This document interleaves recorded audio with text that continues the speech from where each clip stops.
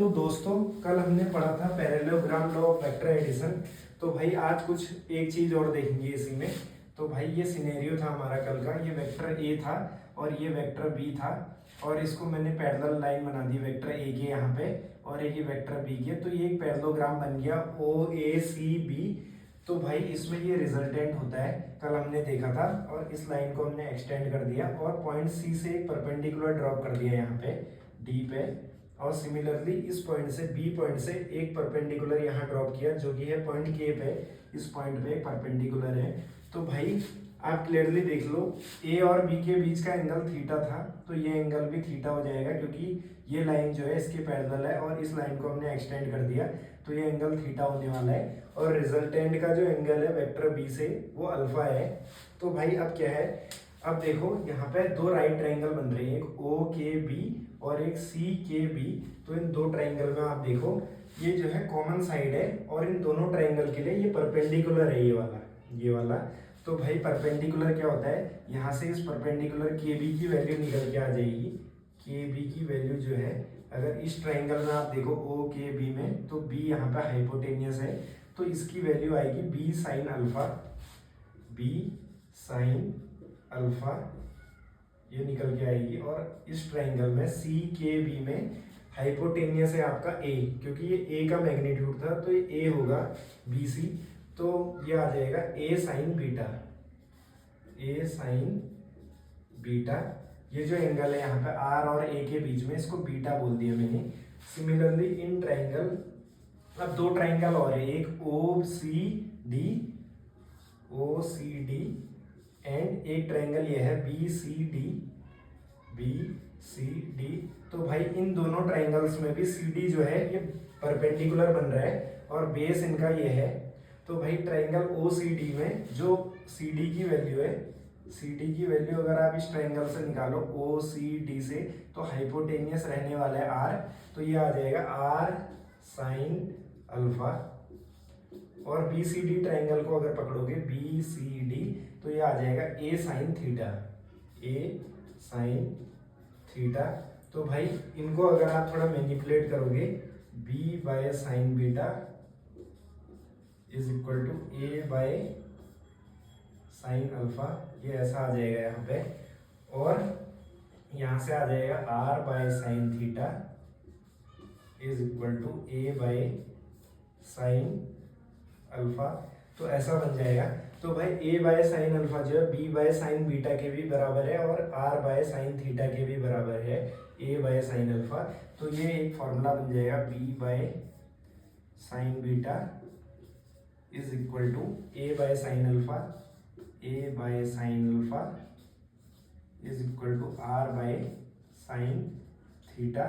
तो भाई इसको हम बोलते हैं लॉ ऑफ साइंस, क्योंकि इसमें डिनोमिनेटर में साइन ऑफ किसी भी एंगल का साइन कंपोनेंट आ रहा है, तो इसको हम बोलते हैं लॉ ऑफ साइंस। तो भाई अब एक चीज और देखो, इस ट्रायंगल को आप देखो ओ सी बी को, तो ये ट्रायंगल कुछ ऐसा है, ये बी है, ये आर है, और ये बी है, ये ए है, ये आर है, ये एंगल यहाँ पे अल्फा है, और ये एंगल जो है आपका बीटा है, और ये थीटा है। तो ये हो जाएगा 180 माइनस थीटा। तो भाई अब देखो बी बाय साइन बीटा आ रहा है, तो इसमें ध्यान देना है कि जो ट्रायंगल बनेगा इसमें जिस साइड को आप लोगे ऊपर उसके अपोजिट वाला एंगल आएगा। जैसे बी के डिनोमिनेटर में आ रहा है साइन बीटा, बी के अपोजिट में था, और ए के डिनोमिनेटर में आ रहा है, ये था ए, तो इसके अपोजिट में है अल्फा, तो A by sine alpha. Similarly अगर इस ट्रायंगल में आप देखो तो R by sine of 180 minus theta होता, लेकिन साइन 180 माइनस थीटा और साइन थीटा को बराबर होते हैं। तो भाई ध्यान रखना है, sine 180 minus theta is equal to sine theta होता है। तो भाई इसको आप यहाँ से समझ सकते हो, ये शॉर्ट ट्रिक टाइप से है कि एक अगर ट्रायंगल है उसके जो भी एंगल है तीन, तो उसके अपोजिट साइड लेनी है और एंगल लेना है साइड के अपोजिट वाला। जैसे आर के अपोजिट में आ रहा है साइन 180 माइनस थीटा जो कि होता है साइन थीटा, ऐसे ए के अपोजिट आ रहा है साइन अल्फा और बी के अपोजिट आ रहा है साइन बीटा। तो ये लॉ ऑफ साइंस है। अब एक न्यूमेरिकल आपको करा दूंगा पैरेललोग्राम लॉ का, उससे कॉन्सेप्ट क्लियर हो जाएगा। तो दोस्तों यहाँ पे न्यूमेरिकल ले लिया है मैंने।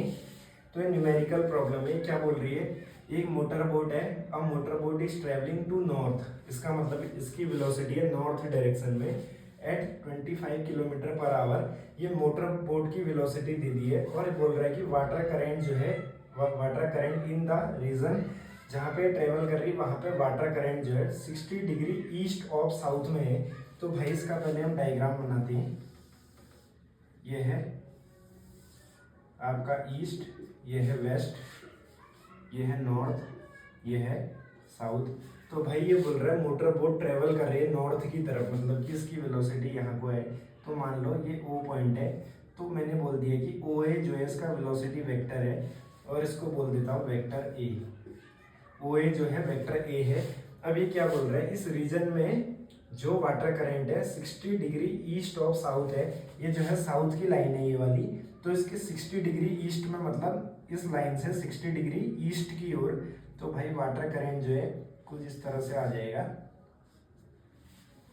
यह है वेलोसिटी ऑफ वाटर करंट जो कि है साउथ वाले से 60 डिग्री।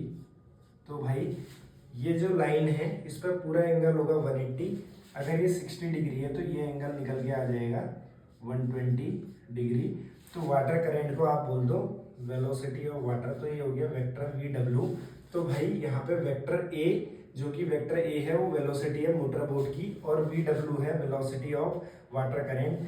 तो भाई अब देखो, अब पैरेललोग्राम लॉ लगाएंगे तो इस ये दो वेक्टर आ रहे हैं इस तरह से, एक ऐसे आ रहा है और एक आ रहा है ऐसे, इनके बीच का एंगल है 120 डिग्री। तो भाई अब इसके पैरेलल एक लाइन बनाओ यहाँ पे ऐसे, और ये जो है सीधे है ऐसे। तो भाई रिजल्टेंट जाएगा ऐसे करके, मैंने आपको बताया था। ये है vector V A, velocity of motor boat है वी ए, ये है वेलोसिटी ऑफ वाटर करंट, दोनों वेक्टर का रिजल्टेंट हो गया आर। तो भाई मान लो जो आर है वो वाटर करंट वाले से बना रहा है एंगल अल्फा। तो भाई रिजल्टेंट निकालना है पहले, तो हमें रिजल्टेंट निकालना है। तो रिजल्टेंट क्या होता है, under root A square plus B square plus 2ab cos theta. तो यहाँ पे वेलोसिटी ऑफ बोट जो है 25 है, जो 25 का स्क्वायर प्लस वाटर करंट की वेलोसिटी दी गई है, इसकी वाटर करंट की वेलोसिटी जो है वो होने वाली है यहाँ पे 10 किलोमीटर पर आवर। यहाँ पर दिया गया है वाटर करंट की वेलोसिटी है 10 किलोमीटर पर आवर। तो भाई दूसरा वी डब्ल्यू जो है 10 आ रहा है इसकी वैल्यू, तो 10 square plus 2ab cos theta, 2 into 25 into 10 ये हो जाएगा 500 cos, एंगल जो है 120 है। तो भाई ध्यान रखना cos 120 होता है माइनस cos 60, तो इसकी वैल्यू आती है -1/2। तो यहाँ से r निकल के आ जाएगा अंडर रूट ऑफ 25 का स्क्वायर हो जाएगा 625, और जो है 10 का स्क्वायर 100, तो ये 725 माइनस ये हो जाएगा 500/2। तो ये आ जाएगा आपका लगभग cos 120 माइनस 1/2, तो -250, यानी कि आ गया अंडर रूट 500। 725 से 250 घटाओ तो अंडर रूट 475 आएगा। तो भाई 475 के आसपास किसका अंडर रूट आता है, शायद 22 का आता है।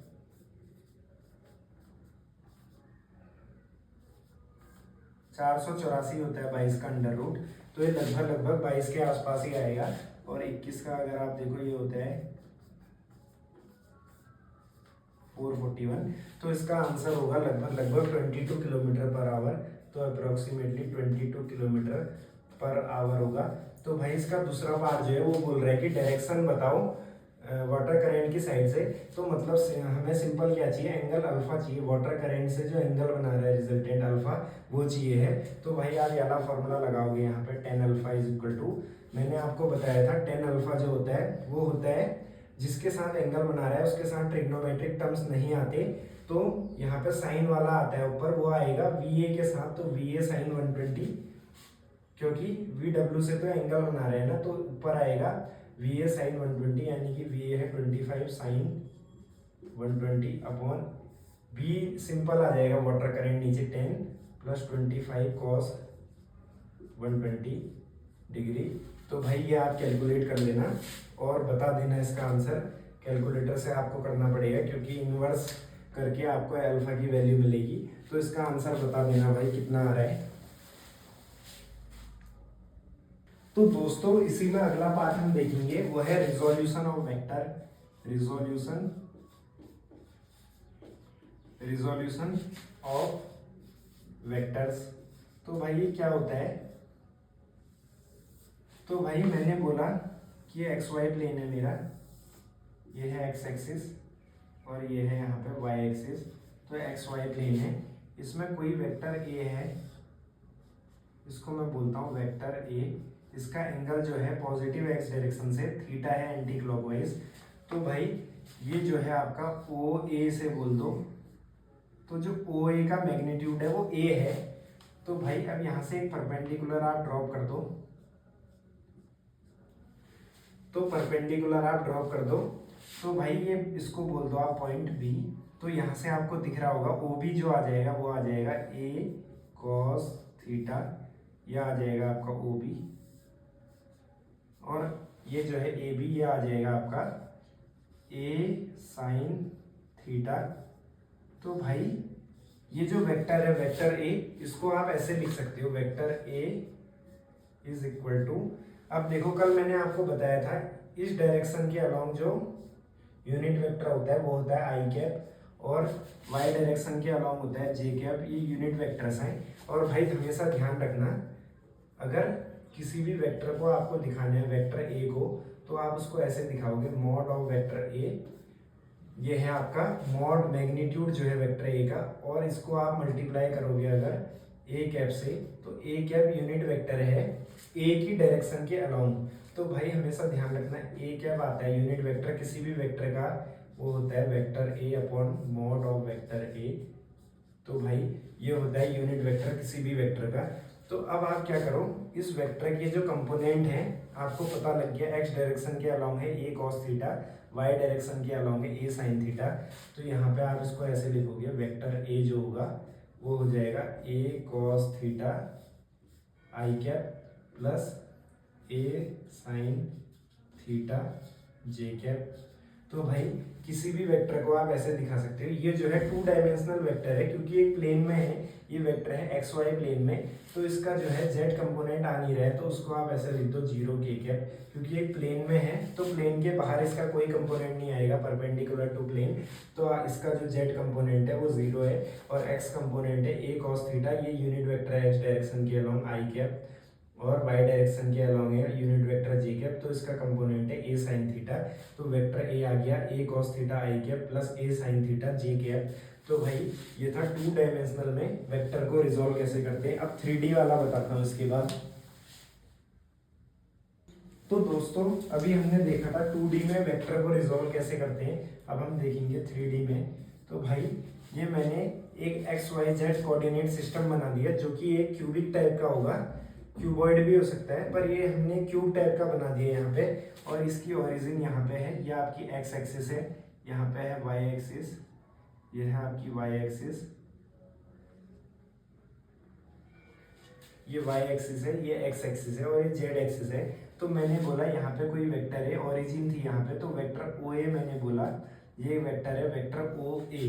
तो भाई ये वेक्टर ओ ए जो है इसका एंगल मान लो एक्स एक्सिस से अगर अल्फा है और वाई एक्सिस से इसका एंगल है बीटा, और ये जेड एक्सिस है तो इसका एंगल जो है जेड एक्सिस से अगर वो है आपका गामा।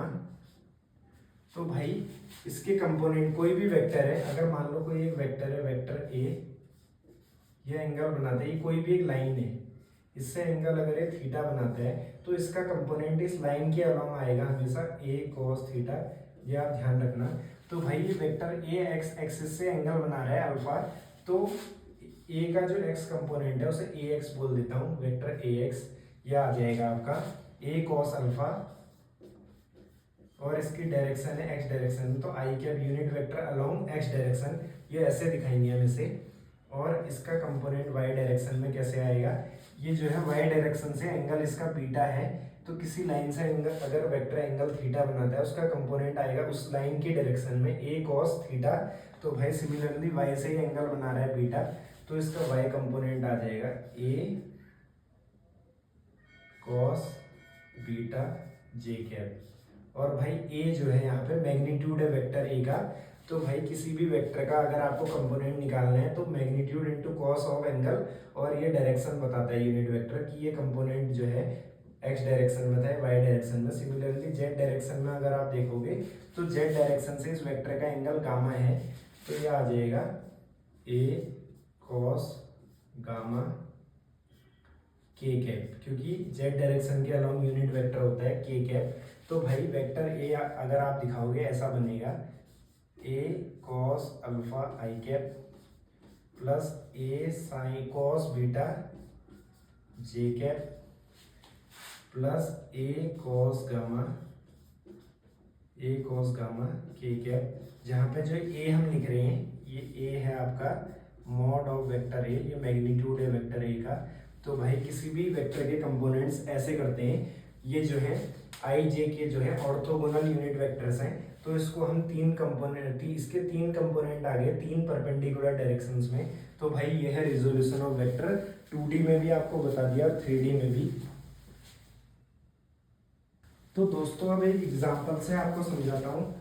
यहाँ पे एक वेक्टर ए था, इसकी वैल्यू है I cap plus J cap plus K cap, और एक वेक्टर बी था, vector B 2 I cap plus 3 J cap plus 4 K cap. तो ये बोल रहा है बताओ vector A plus vector B इसका मॉड बताओ, यानी कि मैग्नीट्यूड बताओ vector A plus vector B का। तो भाई सिंपल है, जब भी दो वेक्टर्स को आप जोड़ोगे तो जो उनके एक्स कंपोनेंट है वो जुड़ जाएंगे, वाई कंपोनेंट भी जुड़ जाएंगे आपस में, और जेड कंपोनेंट भी जुड़ जाएंगे। तो vector A plus vector B जो है यहाँ से आ जाएगा आपका I cap plus J cap plus K cap, इसको आप जोड़ रहे हो किसमें 2 I cap plus 3 J cap plus 4 K cap. तो ये वेक्टर बी है और ये वेक्टर ए है, इनको आप जोड़ोगे तो vector A plus vector B आ जाएगा। यहाँ से आई से ले जुड़ जाएगा आई वाला कंपोनेंट, तो ये 1 था ये 2 था, ये हो गया 3 आई कैप प्लस 4 जे कैप प्लस 5 के कैप। तो भाई 2 और 1 3 हो गया आई कंपोनेंट, और यहाँ 1 था और यहाँ 3 था, तो जे कंपोनेंट 4 जे कैप हो गया और के कंपोनेंट हो गया 5 के कैप। तो अब आपको मैग्नीट्यूड निकालना है vector A plus vector B का। तो भाई ध्यान रखना, अगर किसी वेक्टर को आप ऐसे लिख रहे हो वेक्टर ए या रैंडम कोई भी वेक्टर है, मान लो मैंने बोल दिया वेक्टर सी, कोई भी वेक्टर बना vector A plus vector B is equal to vector C, तो इसके कंपोनेंट है C X I cap plus C Y J cap plus C Z K cap. तो इसका मैग्नीट्यूड निकालना है अगर, तो सिंपली क्या करना है, तीनों कंपोनेंट्स का स्क्वायर का सम करके अंडर रूट कर देना है। तो ये हो जाएगा C X square plus C Y square plus C Z square, इसका अंडर रूट। तो भाई ये जो vector A plus vector B है इसका मैग्नीट्यूड निकालते हैं, mod of vector A plus vector B is equal to आ जाएगा अंडर रूट ऑफ, इसका एक्स कंपोनेंट था 3 का स्क्वायर हो गया 9, और ये था 4 का स्क्वायर हो गया 16, और यहाँ पे 5 का स्क्वायर हो गया 25। तो भाई 9 और 16 बन गया 25 प्लस 25, ये हो गया आपका अंडर रूट 50। तो इसका मैग्नीट्यूड आ रहा है अंडर रूट 50 यूनिट्स। तो भाई ये ऐसे करना है, 3D में वेक्टर को ऐसे ऐड करते हैं सिंपल, और 2D में भी ऐसे ही करते हैं। जो एक्स कंपोनेंट है वो एक साथ ऐड हो जाएंगे और वाई कंपोनेंट्स एक साथ ऐड हो जाएंगे, जेड कंपोनेंट्स एक साथ ऐड हो जाएंगे। तो ये था भाई रिजोल्यूशन ऑफ वेक्टर। तो इतना ही है इसमें रिजोल्यूशन ऑफ वेक्टर में। तो दोस्तों यहाँ पे मैंने एक प्रॉब्लम दी हुई है जो कि आपको रिजोल्यूशन ऑफ वेक्टर के कॉन्सेप्ट को क्लियर कर देगा बहुत ज़्यादा। तो भाई ये एक्स वाई प्लेन है, ये एक्स एक्सिस है, वाई एक्सिस है, इसमें 3 वेक्टर दिए गए हैं। पहला है वेक्टर ए जो कि है ओ ए वेक्टर, और दूसरा है वेक्टर बी या फिर वेक्टर ओ बी, तीसरा है वेक्टर सी या फिर वेक्टर ओ सी। तो भाई इसका एंगल है ओ ए का एक्स एक्सिस से 30 डिग्री, ओ बी का एंगल है 60 डिग्री और ओ सी का एंगल है 45 डिग्री। तो भाई तीनों के मैग्नीट्यूड्स जो हैं तीनों वेक्टर के बराबर है, उनकी वैल्यू एफ है। तो ये बोल रहा है डायरेक्शन बताओ ओ A plus O B minus O C. तो भाई किसी भी वेक्टर की डायरेक्शन अगर आपको चाहिए तो आप सिंपली क्या करो, मान लो कोई वेक्टर सी है तो इस वेक्टर डी बोल दो, क्योंकि ए बी सी मैंने ऑलरेडी यहाँ पे डिफाइन करे हुए हैं ए बी सी, तो इसे बोल दो वेक्टर डी। अगर आपको किसी भी वेक्टर की डायरेक्शन चाहिए तो आपको उसका एंगल निकालना होगा एक्स डायरेक्शन से। अगर आप निकाल लो, एक्स वाई प्लेन में 2D होता है कोई भी वेक्टर, उसमें एक्स और वाई कंपोनेंट होते हैं खाली, जेड कंपोनेंट नहीं होता। तो आप उसकी एक्स एक्सिस से या वाई एक्सिस से अगर उसका एंगल निकाल दो तो वही उसकी डायरेक्शन हो जाएगी। तो भाई तीनों का जो रिजल्टेंट है पहले हमें उसका एंगल निकालना होगा, एक्स एक्सिस से मैं बोल देता हूँ। तो भाई सिंपल कुछ नहीं होता है, अगर किसी भी वेक्टर का आपको एक्स एक्सिस से एंगल निकालना है तो आप उसका निकाल दो टेन थीटा, वो हो जाएगा उसका Y component divided by X component. जैसे मान लो एग्जांपल के लिए वेक्टर डी था और इसका एक्स कंपोनेंट है डी एक्स और वाई कंपोनेंट है डी वाई, तो इसका जो टेन थीटा आ जाएगा एक्स डायरेक्शन से वो आ जाएगा D Y by D X, ये ऐसे आ जाएगा टेन थीटा। तो भाई पहले आपको इस वेक्टर को ओ A plus O B minus O सी को निकालना पड़ेगा। तो उसके लिए आप क्या करो, पहले जो वेक्टर है तीन, इनको इंडिविजुअली रिजॉल्व कर दो। तो भाई पहला वेक्टर है वेक्टर ओ ए, तो आपको ऐसे दिख रहा होगा वेक्टर ओ ए इस तरह जा रहा है, 30 डिग्री एंगल बना रहा है और इसका मैग्नीट्यूड है एफ। तो इसका एक्स कंपोनेंट भी पॉजिटिव एक्स एक्सिस की तरफ है, Y component positive Y axis की तरफ है। तो ये आ जाएगा F cos 30 I cap, F cos 30 I cap plus F sine 30 J cap. तो भाई कॉस 30 होता है √3/2, तो ये हो जाएगा एफ √3/2 आई कैप प्लस साइन 30 1/2 होता है f/2 जे कैप। अब भाई दूसरा वेक्टर है वेक्टर बी, तो भाई वेक्टर बी जो है इस तरह से जा रहा है, इस तरह से, इसका एंगल यहाँ पर 60 डिग्री है। तो भाई आपको दिख रहा होगा इसका एक्स कंपोनेंट तो इधर आ रहा है पॉजिटिव डायरेक्शन में, लेकिन वाई कंपोनेंट आ रहा है नेगेटिव वाई डायरेक्शन में, तो वाई कंपोनेंट इसका नेगेटिव होगा। तो ये आ जाएगा इसका एक्स कंपोनेंट, जो ये था वेक्टर ए था। अब ऐसे ही वेक्टर बी जो है वो कितना आ जाएगा, एफ कॉस 60 आई कैप, ये हो जाएगा कॉस 60 1/2 यानी कि f/2 आई कैप प्लस एफ साइन 60 जे कैप, लेकिन ये जे कैप नहीं माइनस जे कैप में है, तो ये आ जाएगा एफ साइन 60 माइनस जे कैप इसमें मल्टीप्लाई होगा तो वाई कंपोनेंट नेगेटिव आएगा।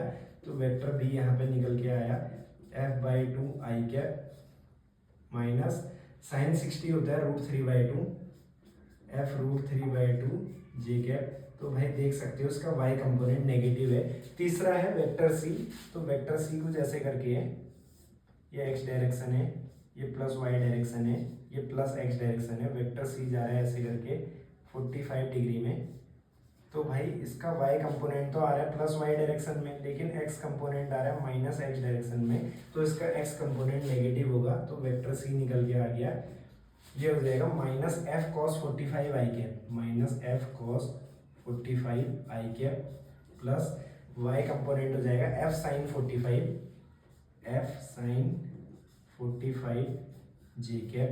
तो cos 45 और sin 45 दोनों होते हैं 1/√2, तो ये हो गया माइनस f/√2 आई कैप प्लस f/√2 जे कैप। तो भाई अब आपको निकालना है O A plus O B minus O C. तो पहले आप इसको जोड़ोगे f √3/2 प्लस f/2, पहले इसके वेक्टर ए और वेक्टर बी जो है, ओ ए जो है वेक्टर ए है, ओ बी जो है वेक्टर बी है, ओ सी जो है वेक्टर सी है। तो आपको इसको निकालना है। तो भाई थोड़ा सा क्लियर कर लेता हूँ मैं बोर्ड को। तो भाई यहाँ पे करना है O A plus O B minus O C. तो अगर आप इसको सीधे लिखो vector O A plus vector O B minus vector O C.